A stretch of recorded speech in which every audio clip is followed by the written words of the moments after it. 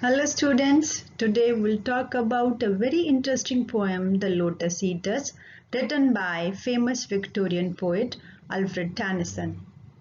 This poem, The Lotus Eaters, was first published in 1832 in a collection named Poems Chiefly Lyrical.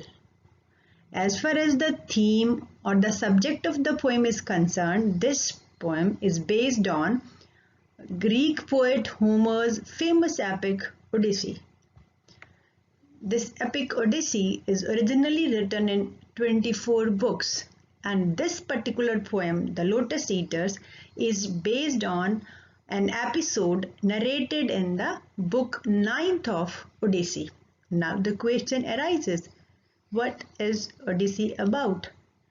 Odyssey is actually the story of a Greek hero, Odysseus. Odysseus, who is called Ulysses in Roman myths, was a famous Greek hero in the Trojan War. He was king of Ithaca, and in Odyssey, Homer's Odyssey, he is presented as a man of adventures. The key episode of this poem is after the siege of Troy, Odysseus and his companions land in Africa on the land of Lotafagoi, which is also called the land of lotus eaters. But when we come to the setting of the poem, Tennyson has not mentioned that it is a land in Africa or where it is.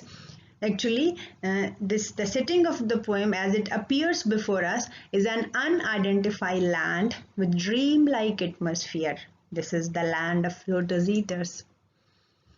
As far as the theme of the poem is concerned, and this poem deals with the cycle of time, different versions of reality, that how Ulysses and his companions, the warriors, the brave heroes who just always want to fight for their homeland, how their mood changes, how their spirit changes, and they decide to just take rest to live in the land of Lotos.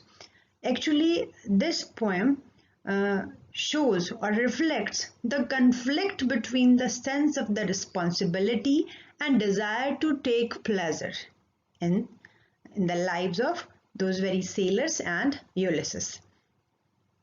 And the next important thing, as in my first video, I have told you that Tennyson was the representative poet of Victorian era.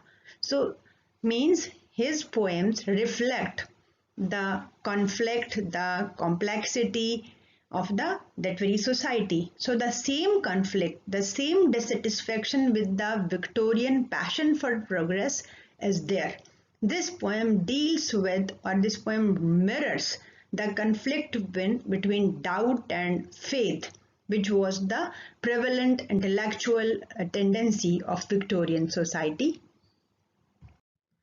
If we talk about the structure of the poem, this long poem is divided between two sections. The first section deals with the description of the land of lotus eaters. There is the beautiful portrayal of the scenic beauty of the Lotos land. And the second section is the choric song, and it deals with the changing moods of Ulysses and his fellow sailors. We can say that the first section is descriptive. It deals with just about the portrayal of the surroundings. And the second section, the choric song, it is there in a philosophical tone. So in our next videos, we'll talk about these very two sections of this poem, The Lotus Eaters, in detail. Thank you.